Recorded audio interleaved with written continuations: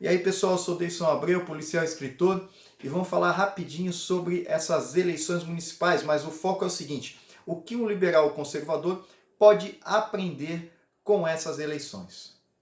Bom, se inscreva no canal aqui e dá um like, discuta, critique, dá um dislike. A gente ouviu muito agora após as eleições. Nós já aprendemos que não podemos confiar em nenhum instituto de pesquisa. Isso já vem de tempos. E engraçado que eles sempre erram para a esquerda. São fatos, são fatos. Se você não concorda, tente avaliar os fatos. Assim, pelo menos, não é enganado, não é conduzido. Mesmo que esses fatos lhe agradem. Saiba a verdade. Outra coisa é que o PT está sendo enterrado. Mas isso já aconteceu outras vezes com alguns outros partidos e eles vão se renovar. Não acredite que uma ideologia irá morrer, e isso também não é bom para a democracia. Que também tentaram enganar e continuam enganando e dá certo. Enganar, velar as verdadeiras intenções para o público. Vemos isso com a Manuela, que está vestida de recatada do lar, parece até que ela está batendo na porta como uma testemunha de Jeová. E o Boulos, moderado Boulos de sapatênis.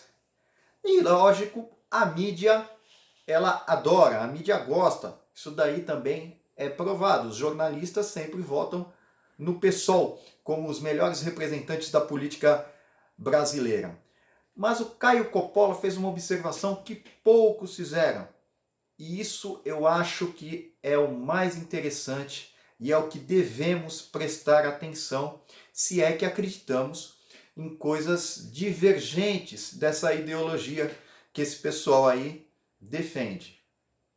É o número de jovens que votam nessas pessoas, essas pessoas aí radicais, as pessoas que defendem black blocs, que defendem quebradeiras, que defendem a restrição da liberdade de quem não compactua com suas ideias, um partido que paga advogado para black blocs e até mesmo para quem tenta matar um candidato à presidência, que tem um certo apreço com outros tipos de crimes, inclusive até com quadrilhas, com ditaduras, das quais insistem em dizer que são democracias.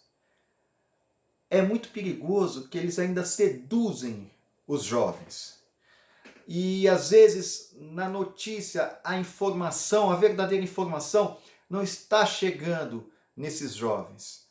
A esquerda sempre teve um apelo emotivo, sempre foi sedutora para o jovem. Eles sabem disso e há muitas décadas eles atuam ali. As escolas e universidades também fazem esse trabalho e a mídia faz esse trabalho.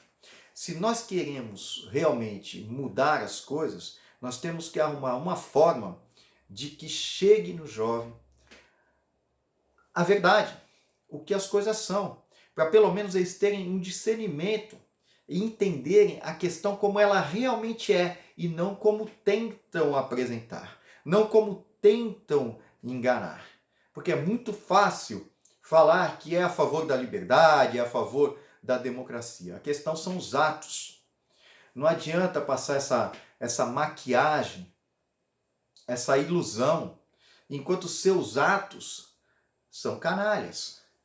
Que é o que acontece, você não vai ver nessas ditaduras, eles falam, não, nós somos contra a liberdade. É pelo contrário, eles falam os maiores absurdos e dizem que tem eleições. Há eleições. O próprio Boulos falou que Cuba era uma democracia, tanto é que teve eleição lá. Olha só o absurdo. Um cara que vai e fala que para resolver o problema da Previdência tem que fazer mais concursos. É a cobra mordendo o rabo da cobra. E essa mensagem, esses absurdos, tem que chegar lá para o jovem, para utilizar o raciocínio e ver, peraí, por mais que eu goste dessa ideologia, esse cara está falando idiotice, meu. Esse cara tá mentindo. Outra coisa é que nós não temos um partido realmente de direita. O que nós temos É uma direita confusa, uma direita que briga entre si e muitas vezes uma direita que não sabe o que é direita. Eles não sabem o que é liberal, não sabem o que é conservador, não sabem o que é ser nacionalista. Alguns que acham que ser direita é prezar pela ditadura militar, que é um absurdo isso daí. A pessoa tem que saber a diferença do que é. Então ela fala, não, peraí, se eu prezo por isso, eu sou nacionalista, eu não sou conservador, eu não sou liberal. Então nós temos, além dos aproveitadores, uma falta de partidos nesse sentido que engajem uma causa, que entendam, que tenha uma ideologia, uma doutrina, né, uma capacidade intelectual da defesa de ideais liberais e ou conservadores. E não cair na caricatura como era antes. A nossa direita de uns 30 anos atrás, pouquíssima, rara, que se dizia, entre aspas, de direita, é caricata, que não tem nada a ver com liberalismo ou conservadorismo.